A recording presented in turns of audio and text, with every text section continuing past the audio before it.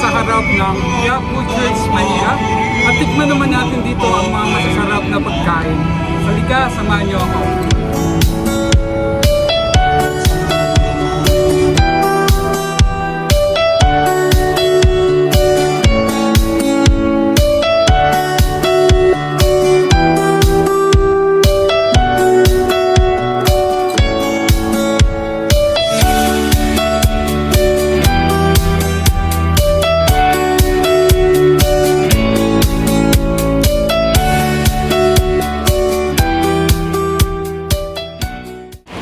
At dito naman sa Arlega Street, matatagpuan ang maraming nagtitinda ng chicken pastil.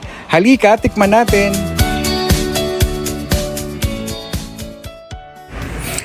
Dito ako kumain ng chicken pastil sa karinderya ni Aling Zenaida. First time kong nakatikim nito at alam kong authentic ang lasa dahil ang ating kababayan na taga Maranao ang nagluto nito. Nakabalot ito sa dahon ng saging at sa halagang 15 pesos ay makakakain ka na may kanin at ulam na. At kung ikaw ay estudyante at tight sa budget, ito ay pwede na. Ito naman ang kinilaw na tuna ng taga Maranao. Hindi ako mahilig sa ganitong pagkain, pero masarap siya. Tama lang yung bite size ng tuna. Hindi malansa at hindi mo rin inisip na hilaw ang tuna. Meron itong siling haba, siling pula at maraming sibuyas at lasang-lasa mo ang suka na nagpapasarap sa kinilaw.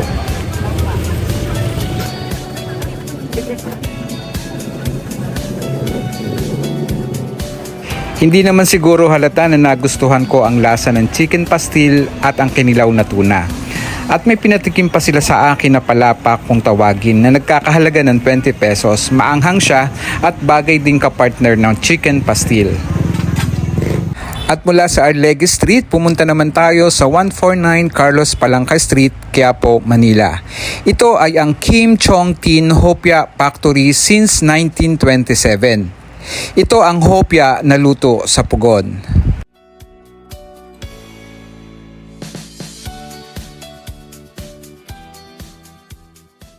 Every Friday, binabalik-balikan ng mga suki itong factory ng hopya after ng misa sa Quiapo.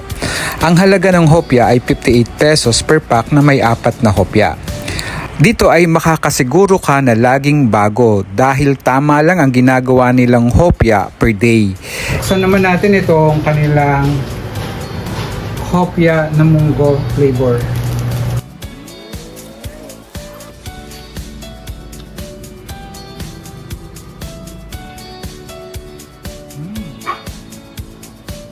Kapal. Tsaka lasa-lasa mo talaga yung munggo, pagka-munggo niya. Tapos ang init pa niya. So, ibig sabihin, fresh na fresh at talagang bagong luto. Meron siyang sesame seed.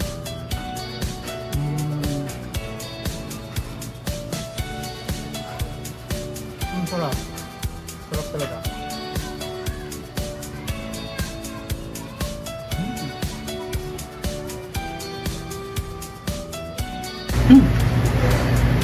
Wow.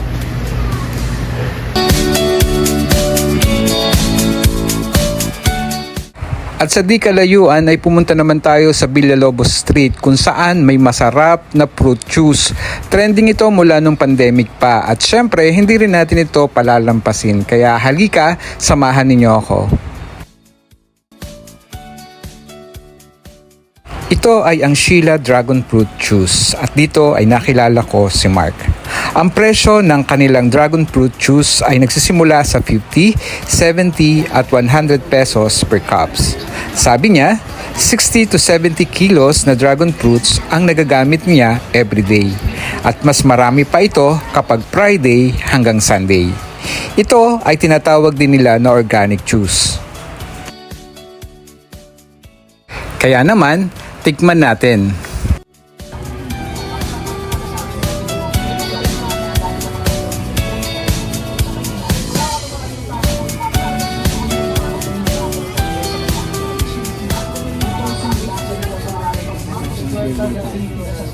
Masarap.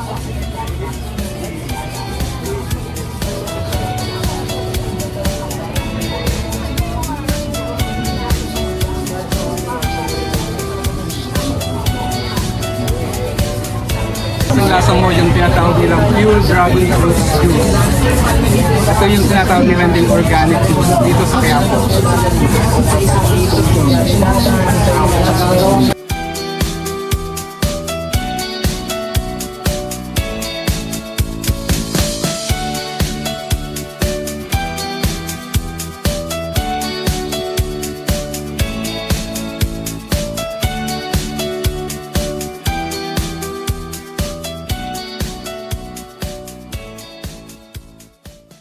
At di rin kalayuan dito ay nakilala ko naman si Charmaine.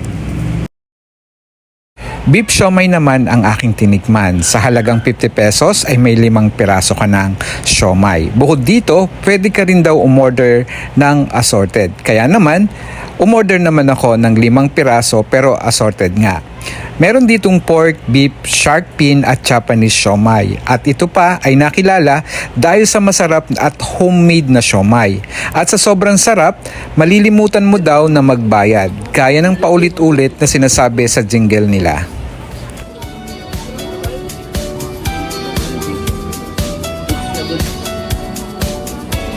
Chicken.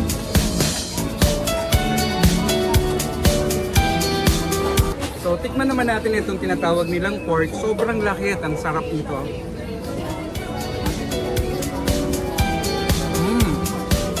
Ang laki nga. Tsaka lasang-lasa mo yung pork niya.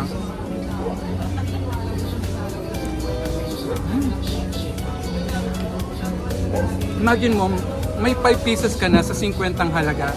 Busog ka na dito.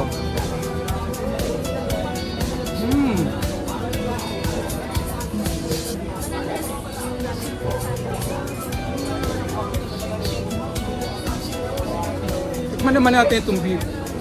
Ma-identify mo siya kung beef, kung kulay orange siya. Nga pala po.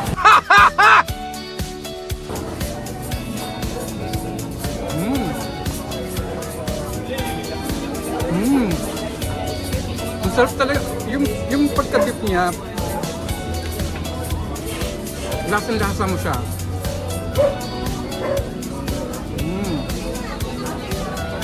Samahan mo pa ng maraming garlic.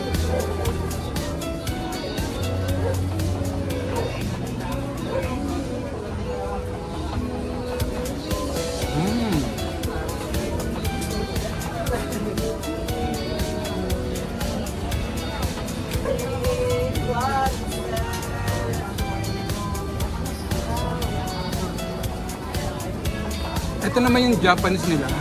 Tikman din natin.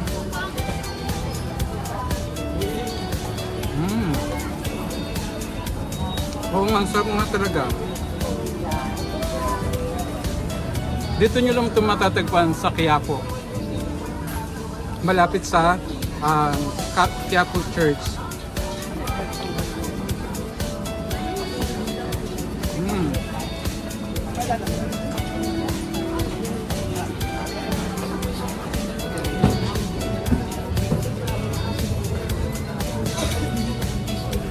Ang sabi ni ate, nakakaubos daw sila ng 1,000 plus every day.